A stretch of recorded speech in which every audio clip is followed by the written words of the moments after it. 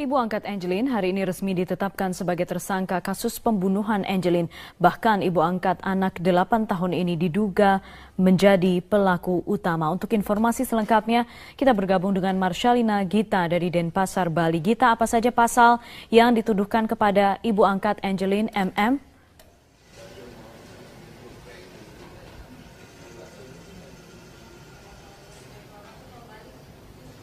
Iya Putri, benar sekali bahwa baru saja malam hari ini tersangka M atas kasus penelantaran anak kini status hukumnya menjadi tersangka atas kasus pembunuhan Angelin. Untuk mengetahui pasal apa saja yang menjerat tersangka MM dalam kasus pembunuhan Angelin, kemudian juga apa saja sebenarnya alat bukti yang menguatkan tersangka MM ini menjadi tersangka atas kasus pembunuhan Angelin, sudah bersama dengan saya langsung Kabid Humas Polda Bali, ada Kombes Pol Heri Wianto. Selamat malam Pak Heri. Pak Heri, bisa dijelaskan untuk tersangka MM sendiri, ini pasal apa ini Pak yang menjerat tersangka MM dalam kasus pembunuhan ini? Ya, jadi mulai hari ini penyidik Polda Bali dan Polresta Denpasar telah menetapkan tersangka baru yaitu Nyonya M dalam kasus kekerasan yang menghilangkan nyawa Angelin. Kita memang konstruksikan pasal 340, kemudian pasal 338, 353 ayat 1 dan pasal untuk penelantaran anak dan kekerasan dalam rumah tangga. Itu yang kita konstruksikan untuk kasus dengan tersangka Nyonya M. Ya. Kemudian ini untuk menjadi tersangka M kini menjadi tersangka dalam kasus pembunuhan Angelin, alat bukti apa saja ini Pak yang menguatkan ibu angkat Angelin ini Pak? Iya.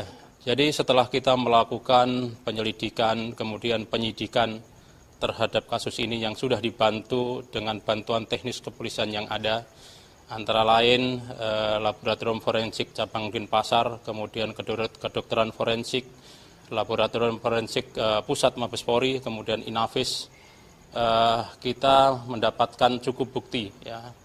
Bukti permulaan yang cukup untuk mempersangkakan tersangka ya M ini menjadi tersangka kasus pembunuhan.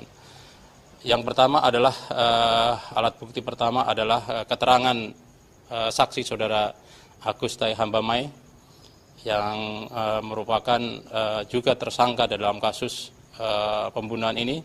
Kemudian yang kedua adalah hasil olah TKP yang kita lakukan, yang dibantu oleh bantuan teknis yang sudah kita lakukan. Kemudian juga hasil otopsi yang dilakukan oleh kedokteran forensik. Kemudian dengan saksi-saksi yang sudah kita lakukan pemeriksaan, yang di situ ada kesesuaian keterangan sehingga kita yakin bahwa Nyonya M kita bisa persangkakan sebagai tersangka dalam kasus pembunuhan. Ya. Oke, kemudian Pak, pada saat pernyataan sendiri dari tersangka AG, ia menyatakan bahwa sebenarnya ia ini tidak membunuh Angelin tetapi disuruh oleh tersangka MM. Apakah kuat dugaan bahwa tersangka MM ini adalah pelaku utama dalam kasus pembunuhan Angelin ini Pak? Ya, memang berdasarkan keterangan dari saksi AGS bahwa pelakunya di dalam menghilangkan nyawa adalah Nyonya M. Ya, kemudian tersangka AGS adalah yang sekarang yang nanti di dalam kasus Nyonya M ini sebagai saksi adalah dia membantu di dalam melakukan pembunuhan tersebut. Ya. Selain itu, kemarin sempat dinyatakan berdasarkan atas gelar perkara yang sudah dilakukan bahwa tersangka MM ini akan kembali dilakukan uji tes kebohongan. Apakah ini sudah berdasarkan atas uji tes kebohongan juga Pak penetapan tersangka MM ini atas kasus pembunuhan Angelin? Ya, itu ada hanya penguatan saja ya, karena tes kebohongan yang sudah kita lakukan hari ini tadi terhadap Nyonya M itu sebagai penguatan kita penyidik untuk menentukan Nyonya M sebagai tersangka. Tetapi bukti permulaan yang sudah kita lakukan sudah cukup untuk menetapkan tersangka M ini sebagai tersangka di dalam kasus pembunuhan itu. Ya. Kemudian kapan tersangka MM ini akan diperiksa sebagai khususnya dalam kasus pemeriksaan lebih lanjut atas kasus pembunuhan Angelin ini Pak? Ya. Setelah kita tetapkan sebagai tersangka, saya kira tindak lanjut kami di dalam penyidikan tersebut adalah memeriksa Nyonya M sebagai tersangka. Yang nanti kita koordinasikan dengan pengacaranya karena memang kita harus di dalam pemeriksaan itu didampingi oleh pengacara, sehingga kita akan koordinasikan dengan pengacara kapan waktunya kita akan lakukan pemeriksaan terhadap Nyonya M ini. Yang jelas setelah kita menetapkan sebagai tersangka, kita juga harus melengkapi berkas-berkas dan sebagainya, sehingga kita secepatnya bisa kita kirimkan ke kejaksaan. Demikian, Mbak. Berarti saat ini memang tersangka adalah AG dan juga MM. Apakah ada kuat dugaan ada orang lain lagi nih Pak, khususnya dalam kasus ini? Ya, memang kalau untuk tersangka yang sudah kita tetapkan 2 ini, kita fokuskan untuk melengkapi berkas terlebih dahulu, ya. Dan tidak menutup kemungkinan kalau memang di dalam nanti pemeriksaan apakah saksi-saksi atau penelusuran pendalaman yang ada tersangka baru, ya tidak menutup kemungkinan itu juga akan kita lakukan. Tetapi yang jelas kita fokus terhadap 2 tersangka yang sudah kita tetapkan sebagai tersangka ini. Demikian. Proses penahanan diperpanjang kembali Pak? Proses penahanan memang 20 hari itu habisnya beberapa hari yang akan datang, sehingga kita juga sudah meminta kepada kejaksaan untuk perpanjangan selama 40 hari. Dan perpanjangan penahanan ini akan kita segera lakukan setelah 20 hari masa penahanan kita habis. Saksi-saksi, 28 saksi sudah diperiksa dalam kasus pembunuhan Angelin. Apakah saksi ini sudah cukup menguatkan untuk sebagai tersangka MM dan tersangka AG saja, atau akan ada pemeriksaan saksi lainnya? Ya, kalau untuk saksi memang sudah 28 saksi yang sudah kita lakukan pemeriksaan. Hal itu terdiri dari saksi yaitu Saudara Agus Tai Hambamai, kemudian juga saksi ahli dan saksi-saksi lain. Yang saksi lain ini merupakan alat bukti petunjuk, karena memang kesesuaian antara apa yang disampaikan itulah yang menjadikan sebagai alat bukti petunjuk. Demikian. Oke, sebagai pelaku utama, apakah ada rencana bahwa MM ini dikonfrontir oleh tersangka AG, Pak? Ya, saya kira nanti berdasarkan kebutuhan. Kalau memang ada hal-hal yang harus dikonfrontir, saya kira itu perlu juga dikonfrontir. Tetapi yang kita lakukan kalau antara saksi dan tersangka ini tidak akan sama, ya, jawaban pun tidak akan sama. Jadi saya kira tidak perlu dilakukan konfrontir kalau untuk saksi dan tersangka. Demikian.